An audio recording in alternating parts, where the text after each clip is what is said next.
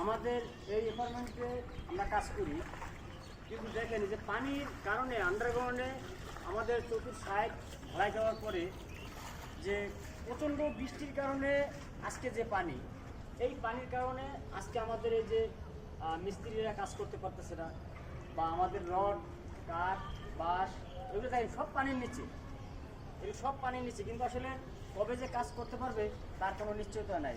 কিন্তু আমাদের এই কর্তৃপক্ষ যদি তাড়াতাড়ি এগুলো অপারেশন করে দেয় তাহলে মনে করেন কাজ তাড়াতাড়ি করতে পারবে।